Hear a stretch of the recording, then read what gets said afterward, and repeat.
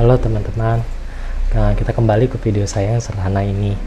Nah, kalian lagi sering dengar kan yang lagi viral nih, Bybit nih dihack segala macam, lebih dari 1,4 miliar USD. Nah, dalam video ini kita akan menjelaskan dengan penjelasan sederhana dan mudah dicerna ya teman-teman. Semoga dengan penjelasan ini akan membantu kita memahami apa sih yang sedang terjadi saat ini gitu. Nah, jadi guys, peretasan terbesar dalam sejarah telah terjadi. Bybit kehilangan lebih dari 1,4 miliar USD. Perusahaan keamanan blockchain, Arkham Intelligence mengumumkan kalau detektif blockchain Zax SBT berhasil mengungkap bahwa kelompok peretas Lazarus dari Korea Utara adalah dalang loh di balik pencurian sebesar 1,4 miliar USD yang tadi loh teman-teman. Nah, sebagai hadiah Arkham tuh memberikan 50.000 token Arkham ya, senilai kurang lebih 500 juta kepada Zax SBT.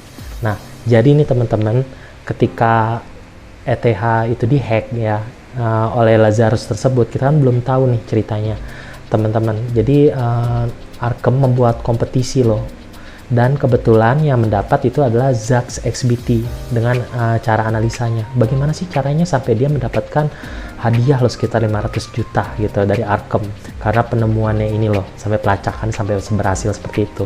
Nah, gimana caranya? Zax SBT menemukan peretas dengan menganalisa transaksi di blockchain tersebut.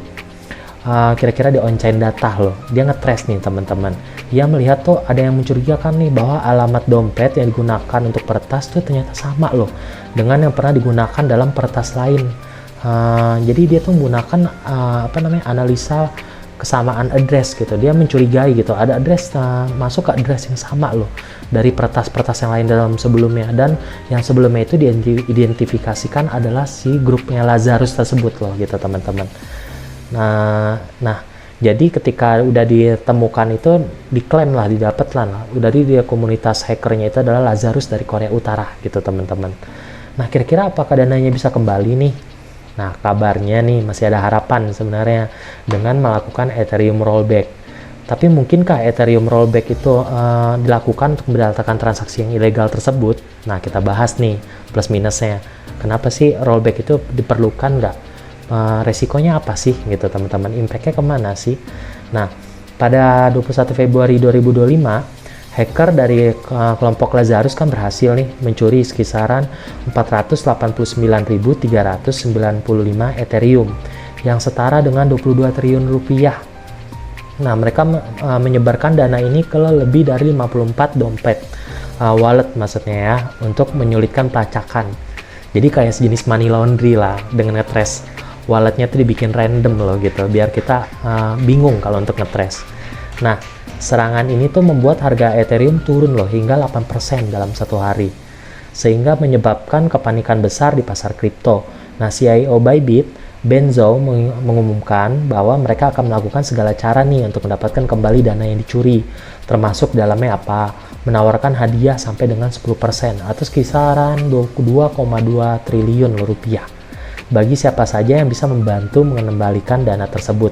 Nah, bekerja sama dengan otoritas hukum dan pakar blockchain, serta berkomunikasi dengan Ethereum Foundation untuk mencari solusi. Nah, jadi Bybit itu tidak tinggal diam teman-teman. Jadi dia mengadakan kompetisi kembali untuk mendapatkan uang kembali loh, uang kembali yang ETH-nya itu dihack teman-teman. Nah, sampai dia mengadakan sayembara tersebut, dia berharap tuh akan ada proses pengembalian yang bekerja sama dengan otoritas setempat yang terdapat di negara tersebut untuk ngehack, meskipun jatuhnya ekstradisi ya, karena di blockchain ini ekstradisi tidak ada lintas batas antar negara, jadi hal itu dimungkinkan loh gitu teman-teman. Jadi dia mencoba dengan segala cara untuk mengembalikan dana yang dicurinya tersebut. Oke. Nah, bukan hanya Bybit yang bertindak, Tether juga turun tangan dengan membekukan sampai 181.000 USDT yang terkait dengan hacker ini. Nah, jadi setelah di trace dapat, dia bekuin tuh sekisaran akunnya yang berhubungan dengan transaksi si Lazarus tersebut, teman, untuk mengamankan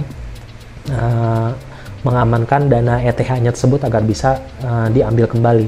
Nah, sampai dengan saat ini video ini direkam, saya mendapatkan berita terbaru tuh, mereka Lazarus itu akan mencoba memindahkan dana ETH tersebut untuk ditransaksikan, ditukar dengan Bitcoin, tapi masih baru saat ini baru proses atau rumor ya teman-teman.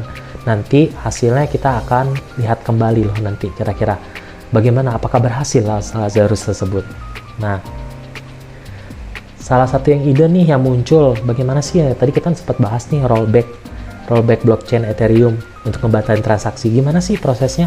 Sebenarnya ini pernah terjadi di tahun 2016 teman-teman. Nah, ketika terjadi peretasan dengan, waktu itu peretasan oleh DAO ya teman-teman. Jadi DAO itu diretas nih. Nah, untuk membuat Ethereum ini kembali gimana? Dengan cara rollback. Akibatnya ada yang namanya cut off. Jadi mengakibatkan muncullah namanya Ethereum klasik dan Ethereum yang sekarang saat ini yang kita kenal loh teman-teman. Nah, namun para pakar seperti Tim Beko dan Anthony Sassano maksudnya memberitakan ide ini tuh nggak bagus loh teman-teman. Karena rollback itu bisa menjatuhkan kepercayaan pada Ethereum.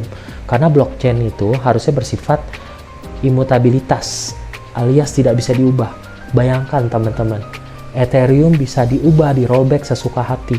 Artinya harga itu bisa dimanipulasi, dimainkan gitu. Makanya orang-orang tuh terutama para analisa ya sangat skeptis dengan cara ini akan mengembalikan tingkat kepercayaan Ethereum. Harusnya biarkan saja organik, Ethereum akan kembali ke harganya yang normal gitu. Ya, meskipun ada kejadian pencurian hack yang Bybit ini loh teman-teman.